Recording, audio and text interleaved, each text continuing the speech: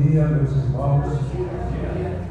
É bom vê-los na casa do Senhor, nesse horário.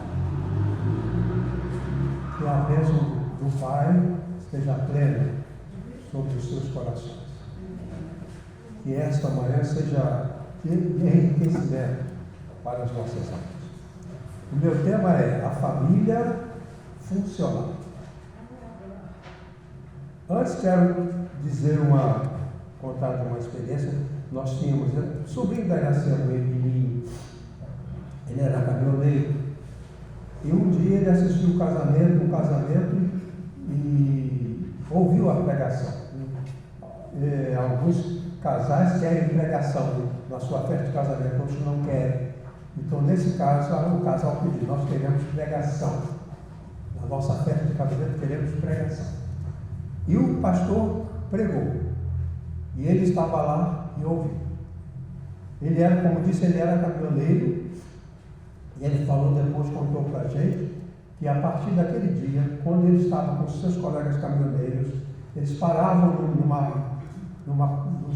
lugar lá, onde os caminhoneiros paravam para almoçar ou para comer, e ele disse que ele falava para os caminhoneiros, o que ele tinha aprendido naquela pregação, naquele casamento. Ele falou que eles não discutiam mais futebol, nem política, falavam sobre família. Infelizmente, esse nosso sobrinho faleceu, ele tinha uma doença cardíaca e ele morreu. Mas ele fez mais ou menos aquilo que o apóstolo Paulo ensinou a Timóteo: o que você ouvir de mim, transmite a outros, idôneos, para que eles possam transmitir a outros. Então, a ideia do conhecimento de Deus, o conhecimento necessário, é de que seja uma cascata, né? Deus nos instrui o pastor transmite, cada um que ouviu se achou importante. Você pode dizer: o pastor falou, se é importante, deixa para lá. Mas se você achou que é importante, vale a pena compartilhar, aí você pode compartilhar. Então, esse estudo e os outros estudos, toda a pregação, tem um conteúdo que pode ser abençoador para outras pessoas. Tá bom? Bem, você tem a folhinha, todos têm a folha. Tá, obrigado. Aqui diz, na introdução: a família funcional é aquela que reúne de modo suficiente, com o mínimo de esforço e de desgaste, condições para cumprir os objetivos de suprimento das carências materiais e afetivas de seus membros. O professor chamado Issan Tiba, que alguns aqui talvez conheçam, ele disse que a família pode ser comparada com uma empresa. O livro dele é O Executivo e Sua Família. O livro dele. Então ele diz assim: nós temos duas empresas. Vocês têm duas empresas. A empresa economia, onde você produz. Na sua firma, na sua empresa, no seu trabalho aqui, você vai lá por causa da economia. E a família afeta, que é onde está seu pai, sua mãe, seu irmão. Então ele fala assim: o homem sai de casa para ir à sua empresa. Lá é uma empresa de produção, onde ele vai ganhar dinheiro. Quando ele volta para casa, não é para ganhar dinheiro, é para ganhar amor. Na minha empresa eu ganho dinheiro, na minha casa eu ganho amor. E é muito interessante de falar isso, porque na língua grega a palavra família é oikos, de onde vem economia. Oikos, economia. Então, no sistema antigo, a família e a empresa estavam no mesmo local. Os pais trabalhavam com os filhos. Na roça, a nossa produção era concomitante com a vida familiar. Então, eu aprendia com meu pai cuidar das plantas, ao mesmo tempo que tinha a atenção dele. Então eu tinha afeto e sustento no mesmo espaço. Aí, com a vida foi mudando, a fonte de recursos ficou lá fora, naquela empresa que é a empresa produção. E você volta para casa no final do dia para suprir suas carências materiais e espirituais. Esses são os objetivos da família. A família deve ter objetivos. E esses objetivos devem ser supridos material e emocionalmente. Porque o marido, quando volta do trabalho, ele não precisa só de tomar banho e comer. Ele precisa de amor, precisa de afeto, precisa de convívio. Então a gente volta para casa para abraçar o filho, para abraçar a esposa. Então você tem a empresa afeto e a empresa economia, que separou. A economia e a empresa, a economia e o afeto eram supridos no mesmo lugar. Com a vida moderna, o suprimento de material foi para um lugar e a família e afeto foi para outro lugar. Então ele diz assim, não basta que você seja muito bem, bom na sua empresa, porque você também precisa de afeto, você também precisa de amor. Então você precisa, além de ter o seu local de produção, você tem que ter o seu local de amor. A família funcional cumpre esse objetivo. Sobrevivência física, sobrevivência emocional. A família funcional é que consegue alcançar esses objetivos. As pessoas na família recebem amor, recebem afeto, recebem carinho. Agora, se a família, se as pessoas conseguem isso, é o suprimento das carências materiais e afetivas de seus membros. Carência material, carência afetiva. O meu filho precisa de um casaco, carência material. Eu trabalho e compro um casaco para ele. Mas eu também o abraço, converso com ele, eu também o beijo. Então, carência material, carência afetiva. A empresa é lugar de ganhar dinheiro. A família é lugar de receber amor. Certo? Então, a família funcional é aquela que cumpre esses objetivos. Então, essa família é capaz de cumprir esses objetivos de suprimento das carências materiais e afetivas de seus membros. A família funcional é aquela que possui uma estrutura saudável, uma dinâmica produtiva adequada e adequada transformações evolutivas às quais está sujeito. Essa compreensão se relaciona ao conceito de família como um sistema. Então, eu quero discutir duas coisas aqui com os irmãos. Primeiramente, que a família funcional, ela é estruturada de forma correta. Estrutura. E o funcionamento, como é que ela funciona? Como é que a família se organiza e como é que a família funciona para alcançar os objetivos. Então, como a família se estrutura, como ela está organizada, como é que ela funciona e como é que ela se adapta às transformações. Porque a vida da família é evolutiva. Por exemplo, vou dar uma paciente minha falou assim, que na casa dela, o marido todo fim de semana reunia os amigos e ficavam lá na casa dele, ele que reunia as pessoas, e ficavam bebendo, jogando, fumando, falando palavrão.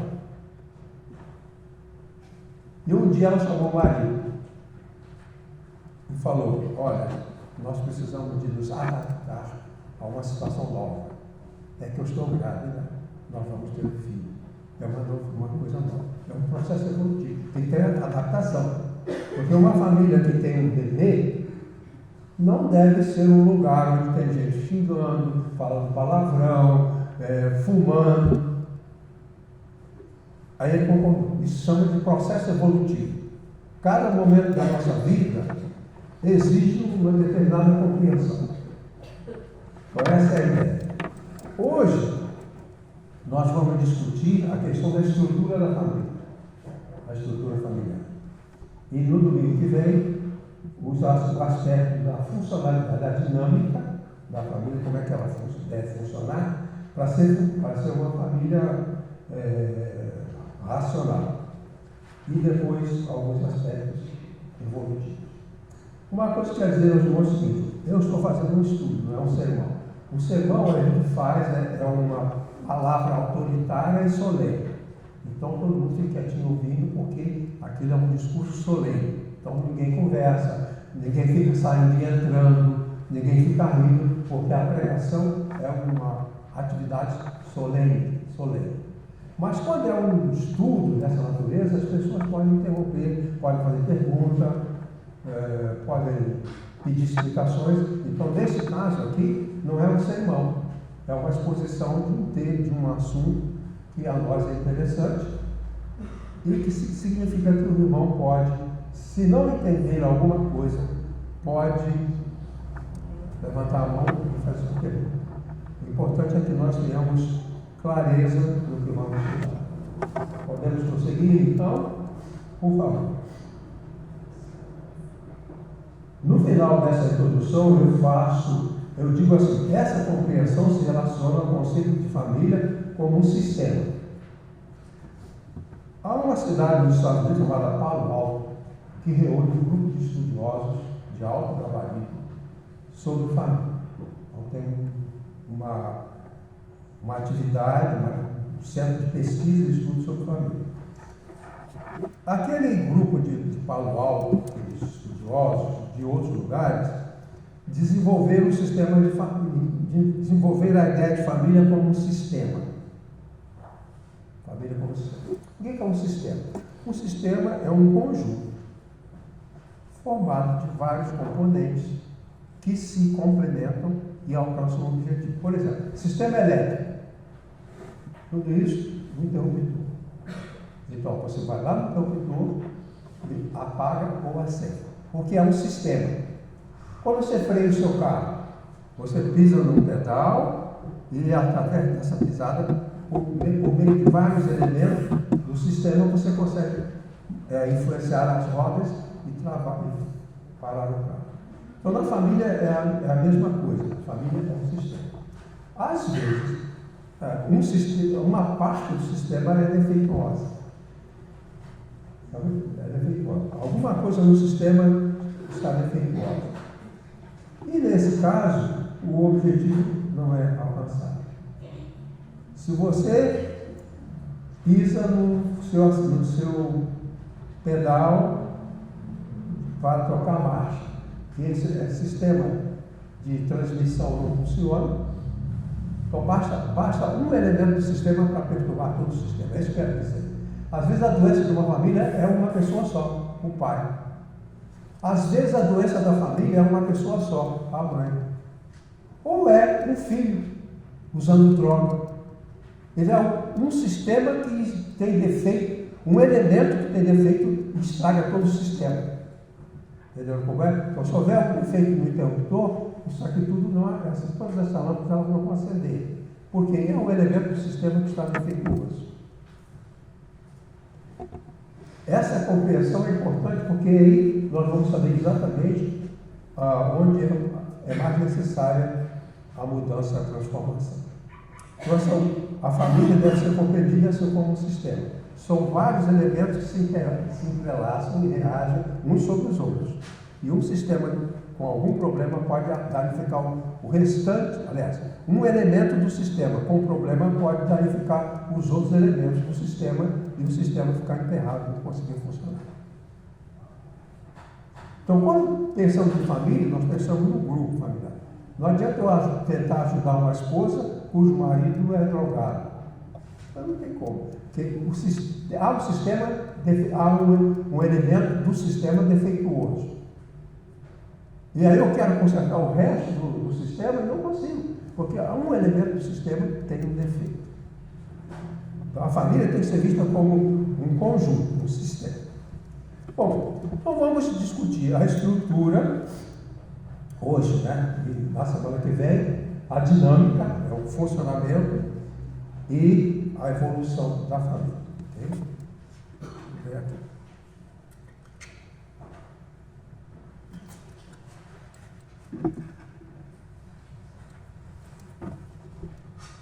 Estrutura saudável implica, então, são várias realidades que descrevem essa nuclearidade.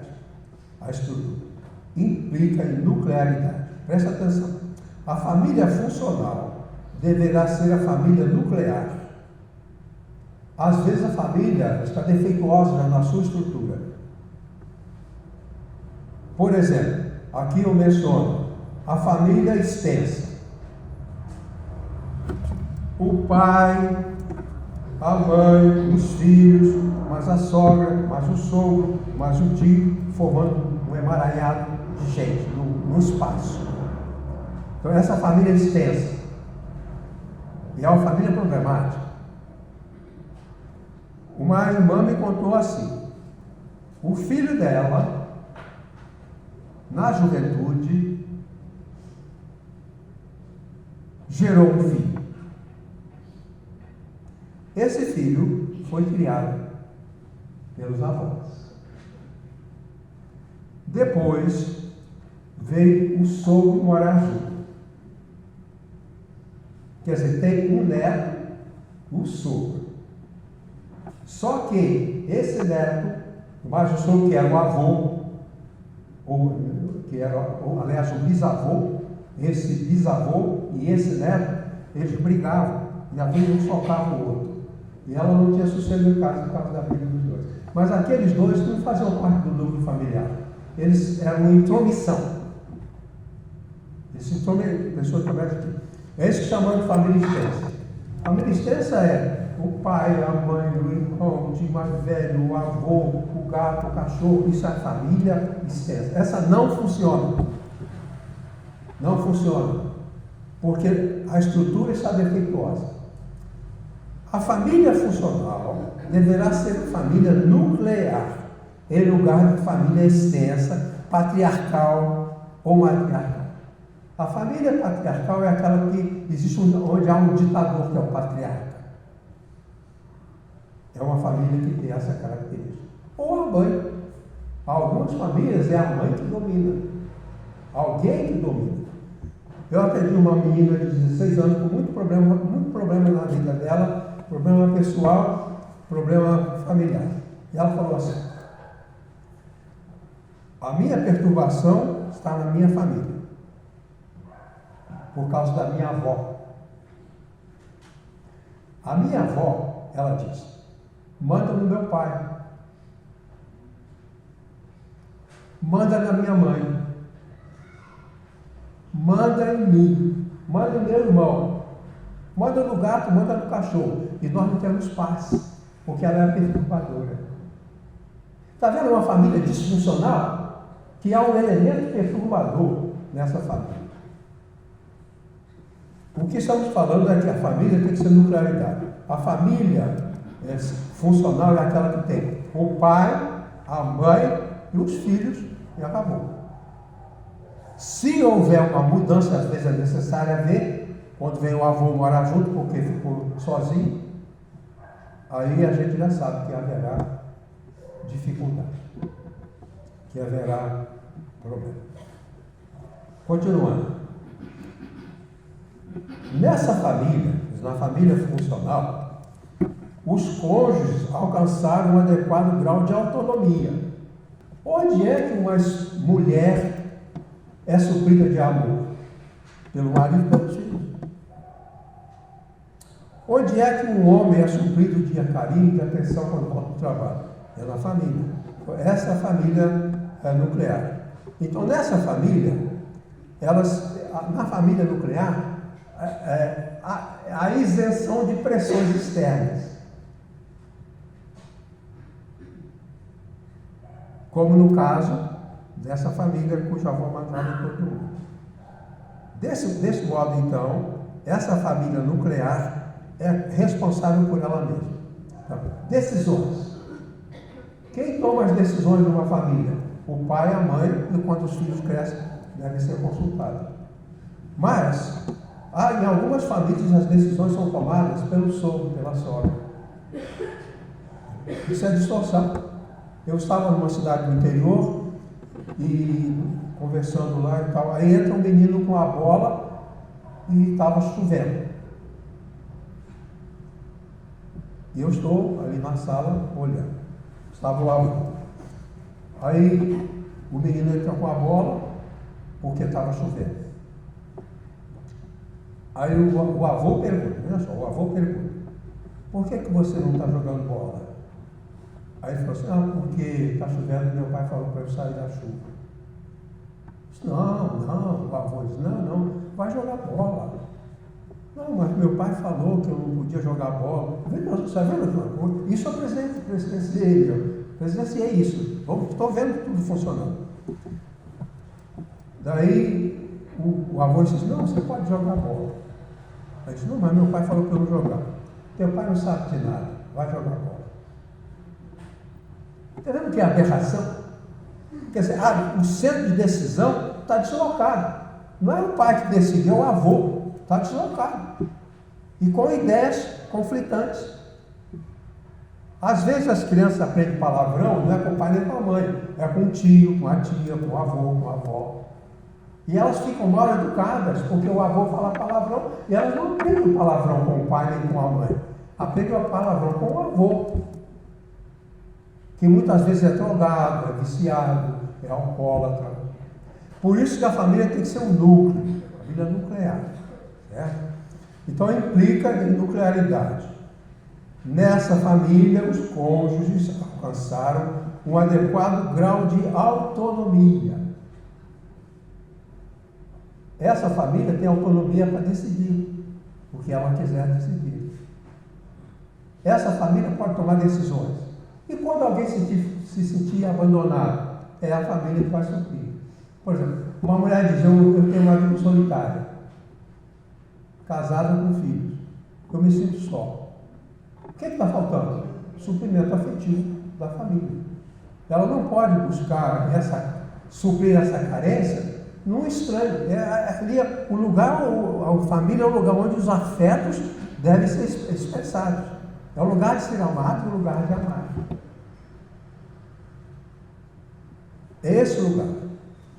Pois bem. Então, autoridade, poder de decisão, apoio afetivo se constitui no princípio da organização de uma família bem estruturada. O pai, a mãe e os filhos. Vamos prosseguir.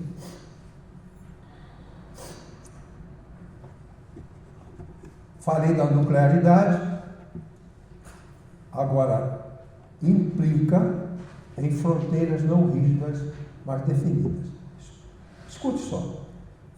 Quando as fronteiras familiares são saudáveis, os seus membros têm liberdade de estabelecer relacionamentos adequados com outros membros da sociedade.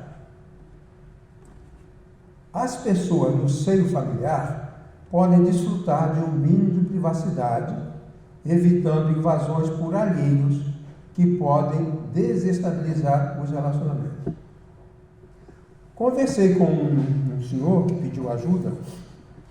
Ele falou o seguinte: a casa dele tinha sido transtornada, a família dele tinha sido modificada e havia sofrimento.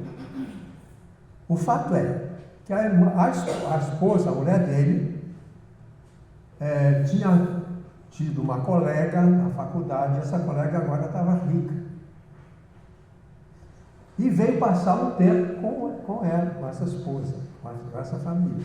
Então, veja só, você é uma família pobre, recebe uma pessoa rica na sua família, O que aconteceu? Ela começou a dar presente para as crianças, começou a levar as crianças para o teatro, para o cinema, e um dia ele chegou em casa, não tinha ninguém. Aí tinha um bilhete. Ele achou um bilhete lá em cima da mesa. Fomos jantar fora. Tem comida na geladeira. Quer dizer, um elemento estranho entrou ali e conseguiu desestabilizar os relacionamentos. Quer dizer, o pai e a mãe já não jantam juntos com os filhos. O pai e a mãe saem, a mãe e os filhos saem com uma pessoa rica para gastar dinheiro num restaurante chique, e o marido chega de casa e tem comida na geladeira. Essa é uma família disfuncional. Não funciona bem. E esse homem ficou muito perturbado, porque ele sentiu um impacto muito grande. Se você puder algum dia, se você puder um dia, assista um filme chamado Teorema. É uma família estabilizada, que vive ali no seu espaço, e entra um estranho. Esse estranho consegue separar o casal, consegue perturbar o filho. É um sistema, é um elemento que entra no sistema e desorganiza. Por isso que nós insistimos na família nuclear. Então essa família tem as fronteiras, ou seja, o marido tem sua liberdade, a esposa tem sua liberdade, até um certo ponto. Quer dizer, não existe excesso de controle e também não existe falta de controle dos relacionamentos. Então, desse jeito, os relacionamentos adequados são aqueles em que a pessoa no seio familiar pode desfrutar de um mínimo de privacidade, evitando invasões por alheios que podem desestabilizar os relacionamentos familiares. Certo? Em terceiro lugar, implica em apegos moderados. Então, a família é um grupo de pessoas que tem apego. Só que o apego tem que ser moderado. Pode ser moderado. Às vezes, em algumas famílias, existe um apego exagerado em alguma parte dessa família. Vou dar um exemplo muito simples. Um pastor veio me dizer que ia viajar com a filha.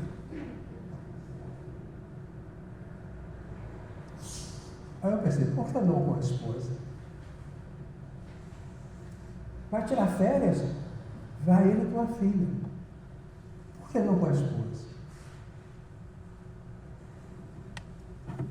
Aí eu falei com ele, mas se o irmão vai tirar férias, a sua esposa vai? Não, não vai, não, vou para minha filha. Sabe o que essa moça falou um dia para mim? Eu não consigo namorar. Quando eu tento namorar, eu me sinto traído do meu pai.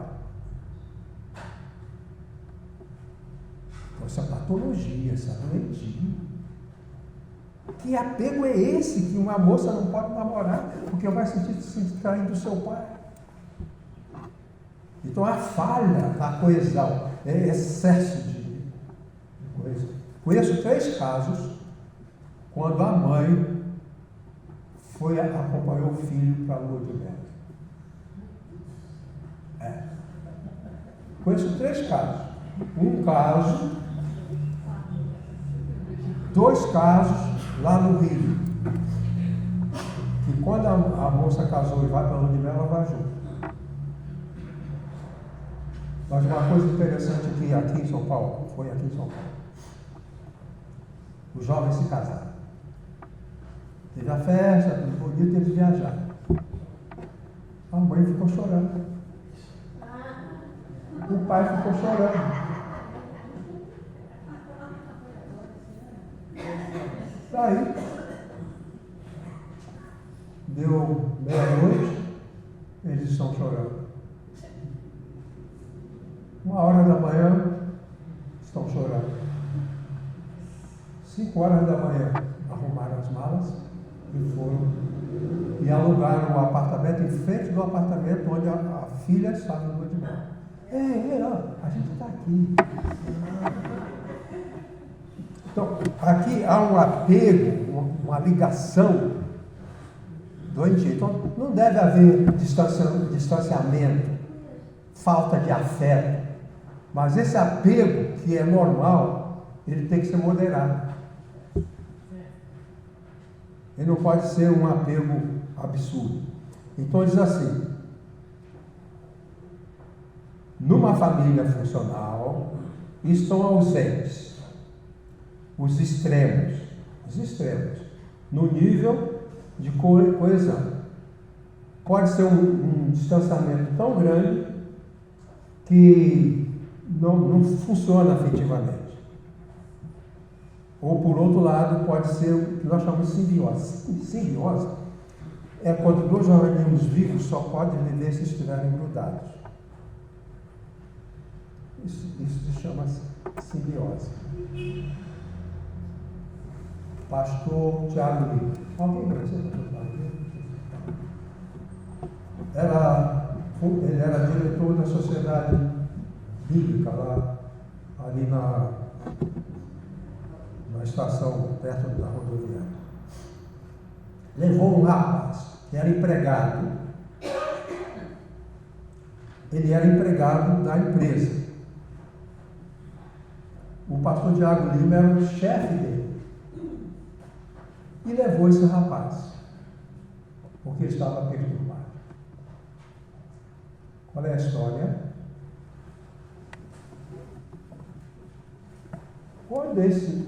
Quando ele nasceu,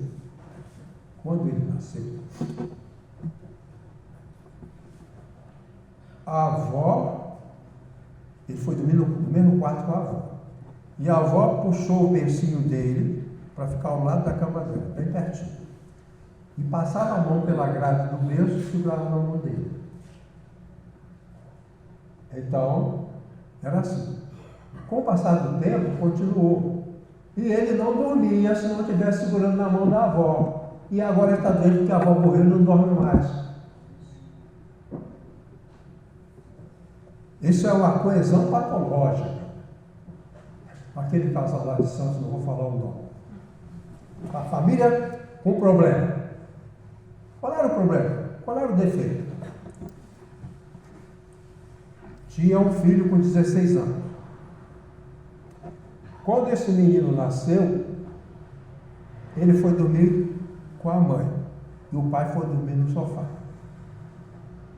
16 anos depois, o filho continuava dormindo na cama com a mãe e o pai no sofá. Doentinho. Funciona. Como é que vai funcionar uma situação dessa? Como é que essa família vai sobreviver? É doentio, é patológico.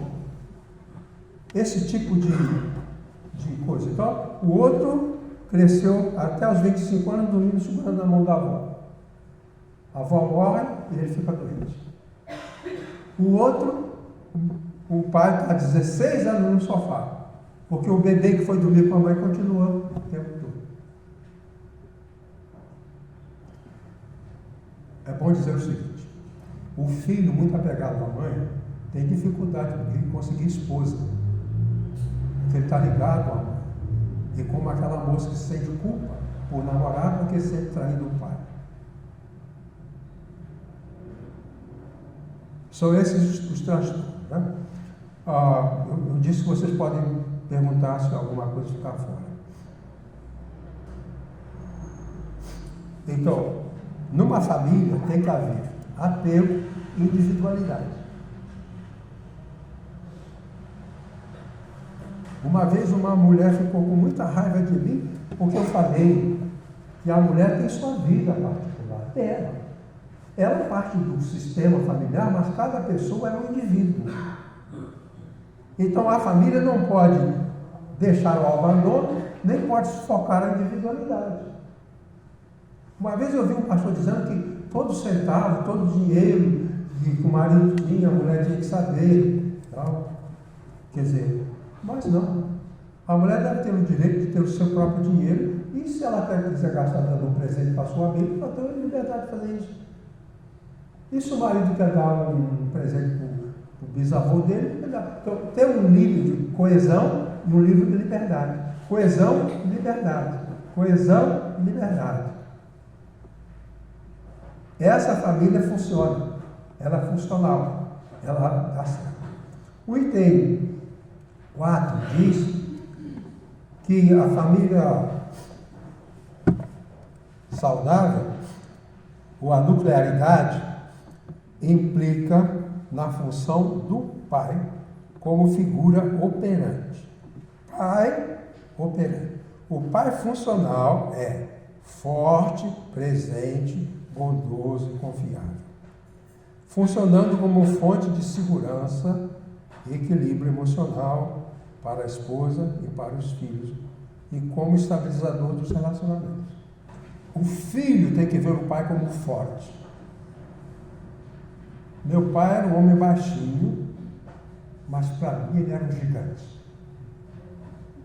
Com meu pai ao lado, eu não tinha medo de nada.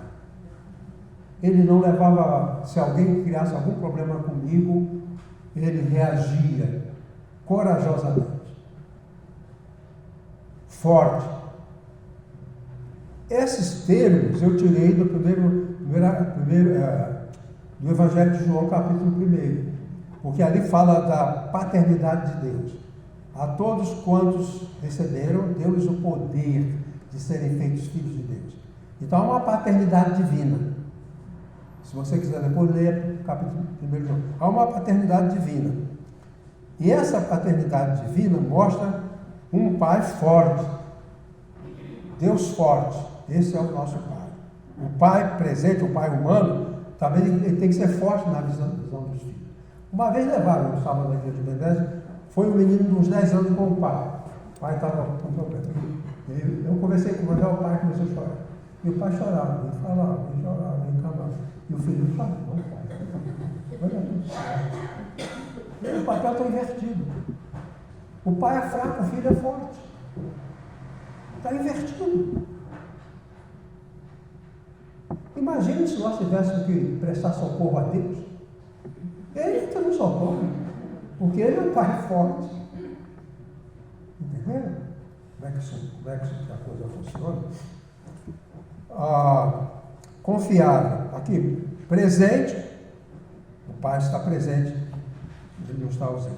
Conheci lá em Nova Jersey um senhor que estava há 10 anos trabalhando nos Estados Unidos e mandava dinheiro para a família. A paternidade não existe. Se você está há 10 anos sem ver seu filho, você não é mais pai. Você não exerce a função paterna. Então você não é mais o pai. O pai é forte, presente, bondoso. A Bíblia fala aqui, João fala aqui, a graça de Deus.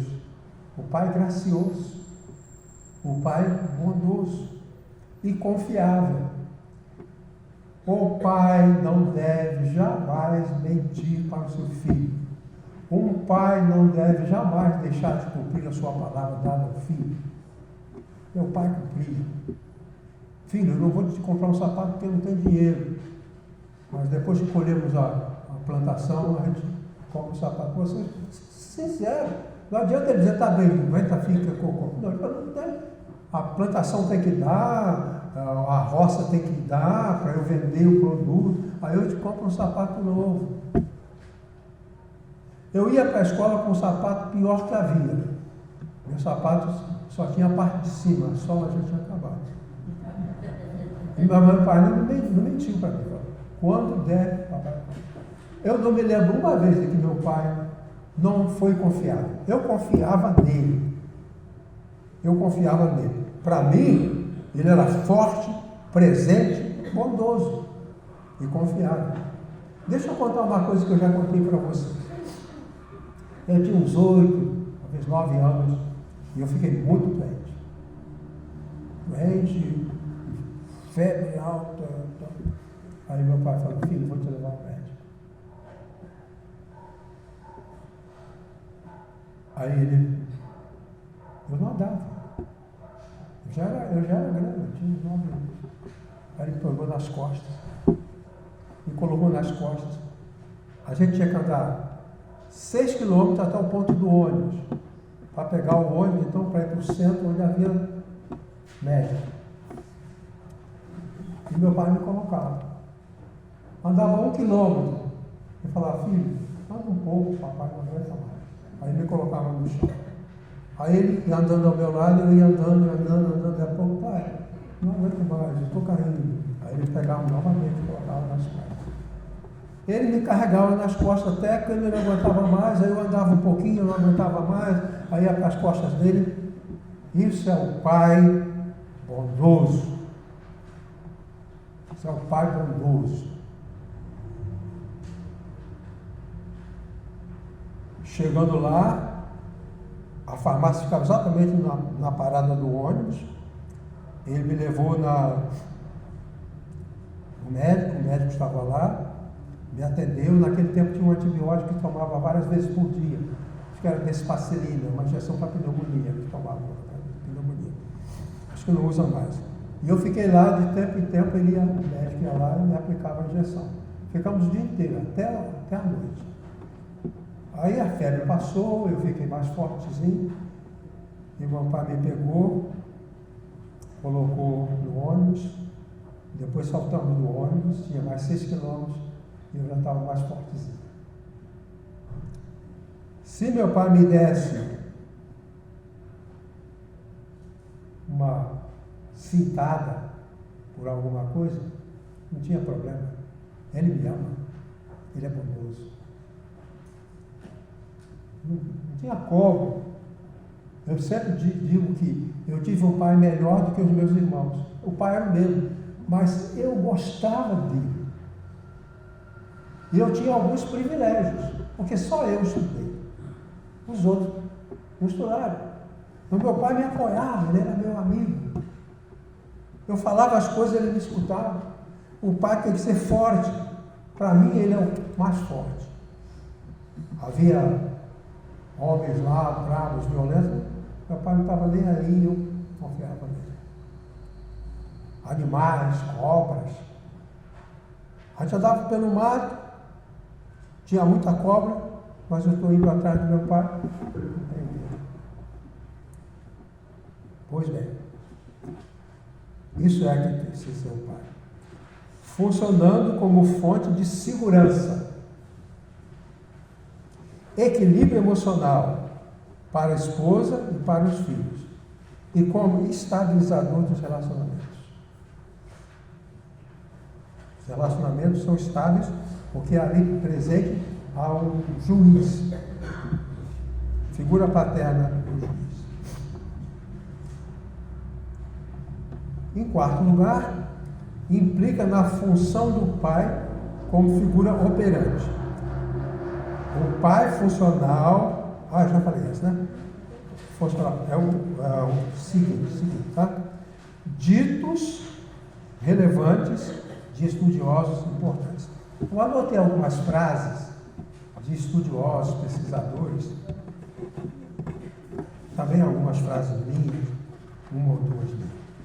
Primeiro, o pai é o vínculo entre o filho e a lei. Todo ser humano que vem ao mundo tem um grande desafio, se ajustar à lei. A criança é sem lei, o bebê é sem lei, não tem lei. Urina a hora que quiser, faz o que quiser, grita, chora, morde o peito do seio da mãe. Ele não tem lei. Mas ele precisa alcançar a lei. E o pai é o vínculo entre o filho e a lei. Vamos fazer um pouco, dramatizar um pouco aqui. Vem cá, Larissa. Você fica aqui, certo? Você é a lei. Agora quem vai ser o bebê? Maria José.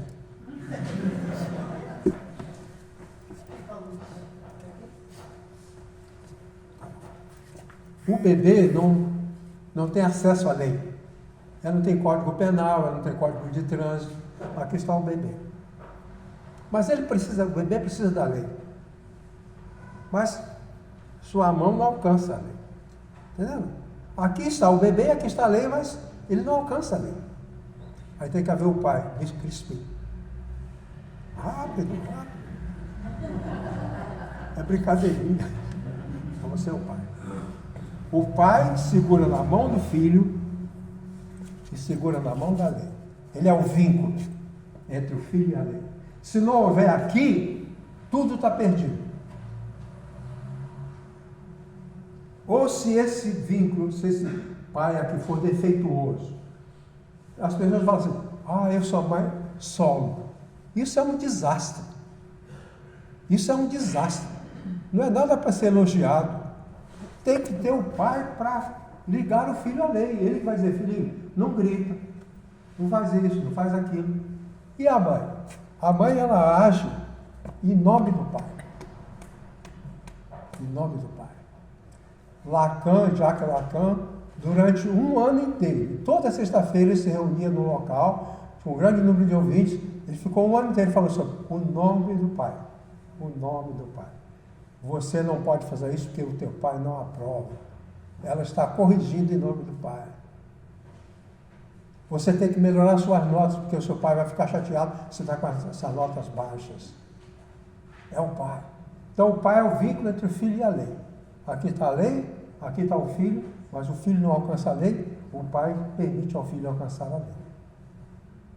Esse é o problema do mundo. O problema do mundo, do Brasil de hoje, não é político, não financeiro. O problema é a falta do vínculo com a lei. Porque aquele que tem o vínculo da lei não é preguiçoso. O pai vai instituir no filho o desejo de estudar, o desejo de trabalhar, o desejo de ser verdadeiro, o desejo de falar a verdade. Tem que ser assim. Vamos lá. Então, obrigado. Depois pega o seu cachê lá.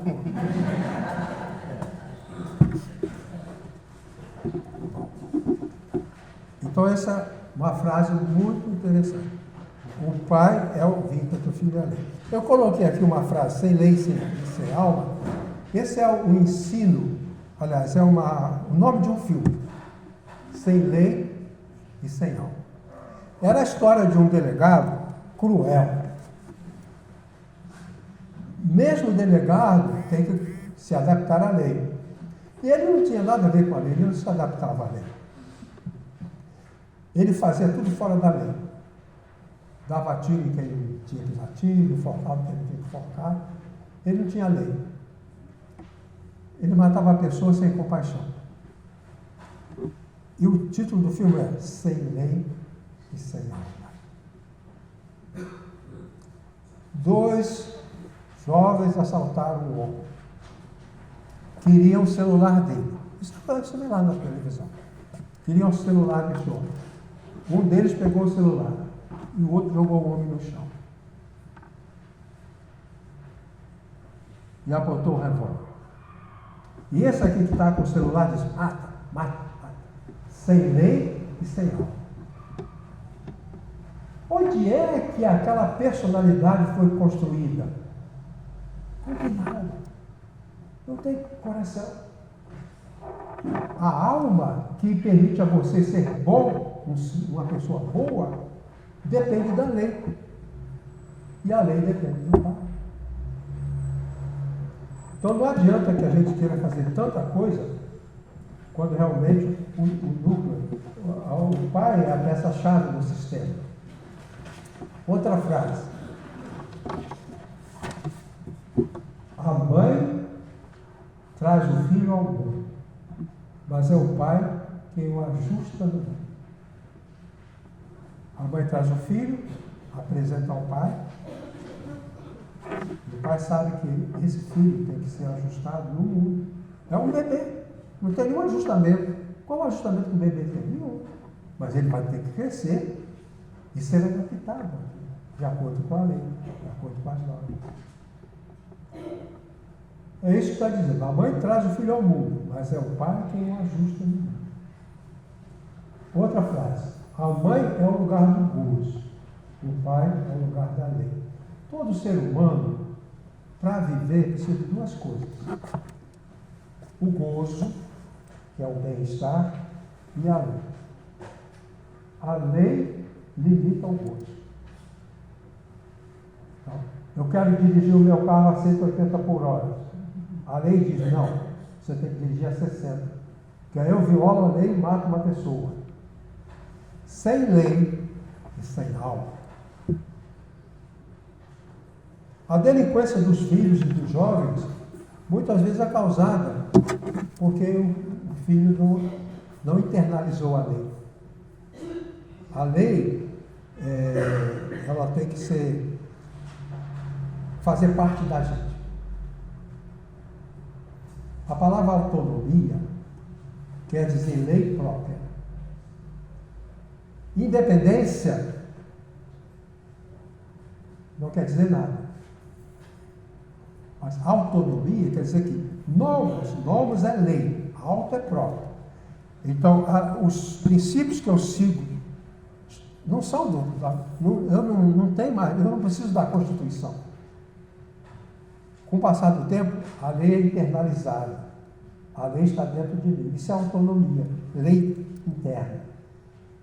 Então, o filho vai aprender a se conduzir de forma correta, porque é automático para ele. É automático para ele. Aí ele internalizou a lei, mas ele só pode internalizar a lei se o gozo for limitado. A lei limita o gozo. A gente quer o gozo. Correr tanto, fazer isso, fazer aquilo. Dois jovens assaltaram um homem porque queriam uma festa, queriam dinheiro para a festa. E assaltaram aquele coitado, pegaram o dinheiro. Eles queriam 3 mil reais para participar de uma festa. Sem alma, sem lei e sem alma. A mãe é o lugar do gozo. Essa é uma frase muito importante. O bebê vê a mãe como puro gozo. Não faz sentido para o bebê levar palmadas da mãe. Não faz sentido. Porque a mãe é o gozo. Eu me lembro quando minha mãe dava uma toalhada na gente, eu e meu irmão, a gente saía correndo e rindo. Aquela psicologia transacional fala do estímulo que leva a pessoa a sentir a carícia. Fala da carícia positiva e a carícia negativa. Então, quando a mãe dá umas palmadas no filho, o filho sente aquilo como carícia, porque vem do gozo. Mas quando o pai é diferente, só vocês sabem disso. Certo? Uma repreensão da mãe tem um significado. É gozo, ela é mãe. Mas a repreensão do pai surge efeito. Por isso que não podemos deixar o mundo a produzir filhos e sem o pai. A mãe ensina o filho a gostar de viver. O pai ensina o filho como viver. Nasceu o bebê. Melanie traz assim, sem o rol, que a criança, o bebê, vai reconhecer o mundo a partir da mãe. A mãe é o outro. Então ele conhece o outro. Para ele, o melhor que tem está na mãe, que é o seio com leite. É o osso.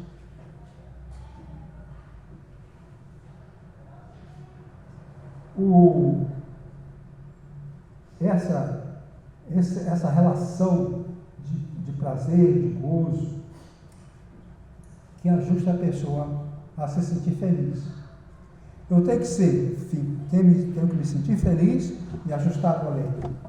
Não adianta ir para a balada, porque aquilo me faz feliz, e encher a cara de droga. Então é isso, o gozo sem a lei. O mundo, a perdição do mundo é isso. Você olha para a política. Uma pesquisa mostrou um estudo sobre o psicopata.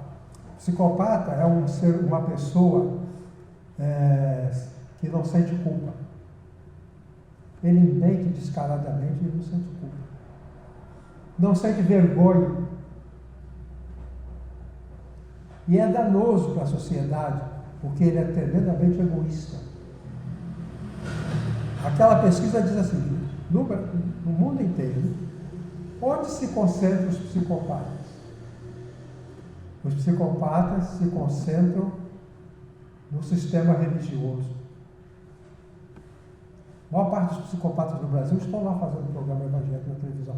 Mentirosos, cretinos, exploradores, falsos, trapaceiros, declarando curado uma pessoa que não tem a perna, vai nascer outra perna, mas ele é um falsário. O outro grupo está no sistema financeiro.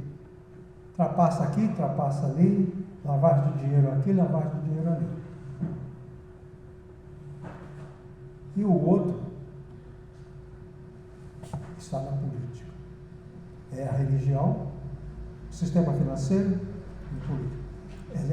O estudo mostrou que esses grupos têm maior concentração de psicopatas. Uma pessoa que tira o dinheirinho do pobre, coitado, do aposentado, ele é um psicopata. Ele não tem culpa. Ele não sente culpa.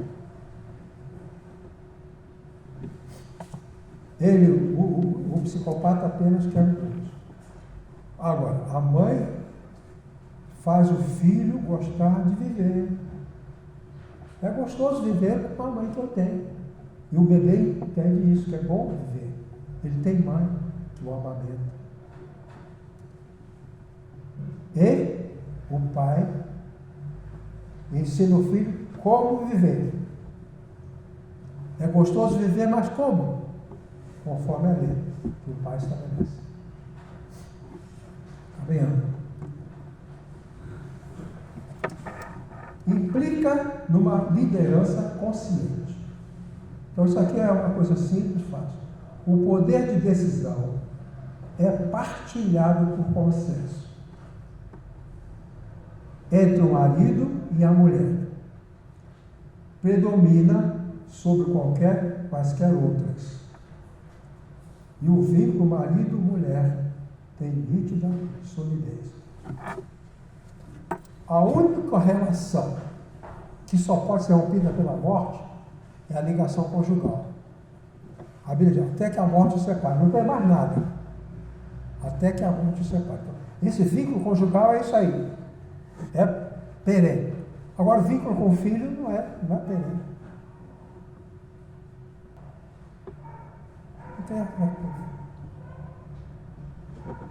E não impõe a lei ao filho. São distúrbios, né? Autoritarismo, ditadura familiar, quer seja do pai, da mãe, do sogro, da sogra, do filho, do avô. Algumas famílias têm na sua presença um tirano, um ditador. Então, nesse caso, esses mecanismos devem ser divididos, ou melhor, devem ser reprimidos. Okay?